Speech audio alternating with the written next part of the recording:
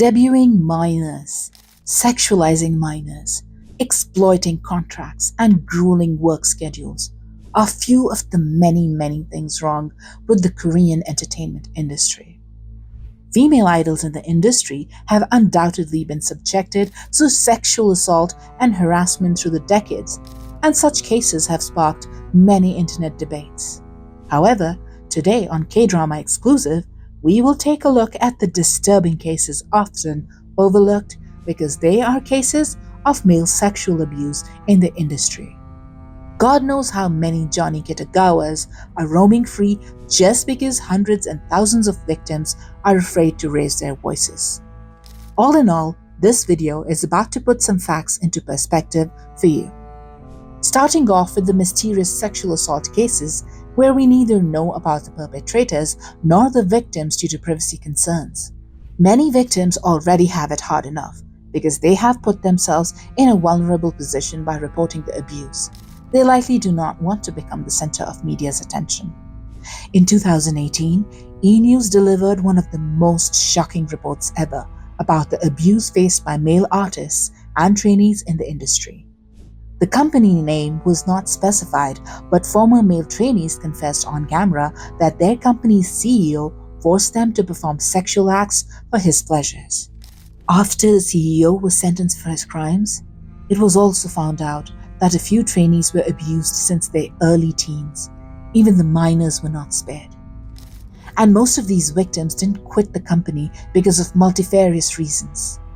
Some were just way too desperate to build careers, while others were sure that they would never get the justice they would ask for. In the worst case scenario, their faces will be on mass media and will forever be known as nothing but sexual assault victims. And no one wants their identity to be an assault victim forever. The word disgusting isn't enough to cover the fact that the trainees' cell phones were checked once a day and their weights and heights were checked once a week. Furthermore, they would also check the girls' genitals. Forget the CEOs and seniors. Many artists aren't safe even from their very own members. Last year in April, it was confirmed that a member of a 6-member male idol group forcibly molested and sexually abused a fellow group member, both during their trainee days and after their debut. After being handed over for a trial, the idol was sentenced to just 3 years in prison. Now, let's move on to some cases of harassment that took place right in front of our eyes. Imagine getting your mother's face tattooed on yourself purely out of your love for her. However, you will see old people getting wild with their imaginations live on national television regarding your tattoo. Not exactly a pleasant thought, right? Well, that's exactly what BLOCKB's ZICO had to face. On a TV episode of Video Star, the panel discussed tattoos on idol group members, focusing on ZICO's tattoo of his mother on his left side of the chest. This placement near his heart signifies its importance. Things took an inappropriate turn when entertainer Kim Suk said that marrying ZICO would be awkward because the mother-in-law's image would always be staring at you. The panel further suggested that a mother-in-law is often the scariest person to a woman. Viewers were immediately uncomfortable with these comments, finding them too extreme for public broadcast. Despite the awkwardness, Taewoon, ZICO's brother, received some praise for handling the situation well. It was pretty obvious that his brother did not think that far while getting the tattoo. However, netizens condemned the remarks as inappropriate and potentially sexual harassment. On SNL Korea's Facebook page, a behind-the-scenes video titled B1A4 SNL Korea was posted. It showed female staff members, particularly comedian Lee Si-young, suddenly touching the B1A4 members in their genital areas and running off. Her act left the idols shocked, and they had to use their hands to cover themselves up. We guessed that the video was supposed to be something humorous for SNL because there was no other logical reason to be posting it. When allegations of sexual harassment emerged, SNL Korea issued an online apology describing the cast members' actions as extreme behavior without explicitly calling it sexual harassment. This response sparked outrage in the online community, with furious fans flooding in the sites with comments condemning the incident as blatant sexual molestation of male idols, which had been downplayed as mere carelessness. More and more videos kept resurfacing as it was soon revealed that not only B1A4 but BLOCKB and INFINITE were also victims of Lee Se-young and the other staff members groping. Not only that, but Lee Se-young also shouted, "I have touched them all," which is something disgustingly creepy. Apologies kept coming left and right, but the issue kept escalating. Things eventually ended with Lee Se-young taking the bullet for the entire staff involved in the wrongdoings. She left SNL and disappeared from all sorts of mainstream media. As of today, the woman is totally unrecognizable with all the plastic surgeries she went through post her scandals. Adding to everything mentioned above, the incident with Vix's N is a proof that sexual abuse towards males is not taken seriously and brushed off by laughing. On an NBC show, Shin Dong-yup and The Bachelor's Party, N mentioned that women often misconceive that all men enjoy being touched by them. He recounted an incident where a female staff member repeatedly rubbed his thighs at a company dinner. He had no idea how to respond and really hated that he had to go through that.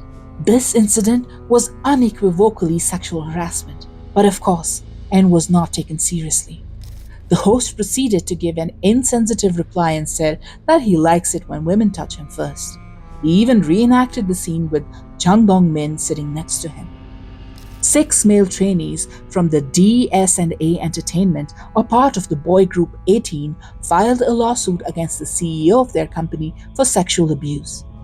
According to the lawsuit that was filed at the Seoul Central Police District in 2018, a group of 10 trainees had been on their group promotional activities in Japan.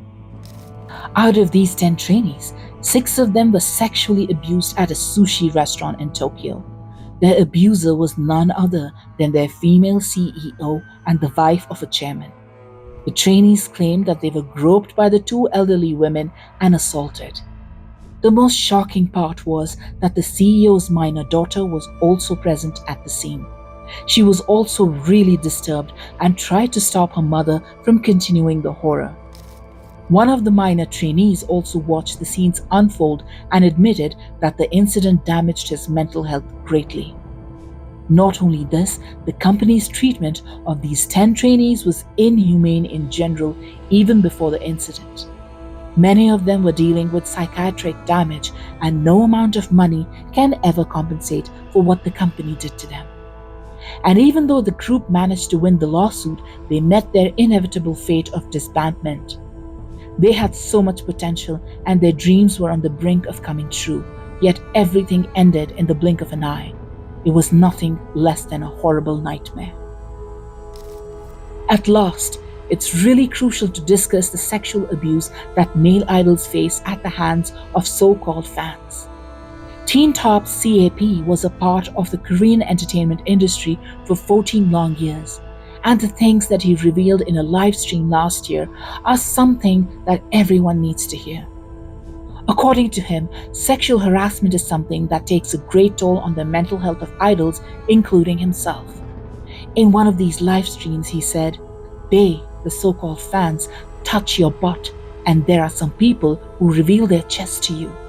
Man, that's when you start to lose it mentally. That's when you start to doubt if this is for you." Most people dream of becoming idols just to sing and dance, but the K-pop companies and culture force them into becoming some sort of fantasies to feed the delusion of obsessive fans. Whether it is against a female or most importantly a male, any type of abuse or harassment is wrong. The emotional, mental and physical pain can run deeper than one could imagine, which is why it is important to report such behavior at once and be the change that this world needs. Stay tuned for more next time on K-Drama Exclusive.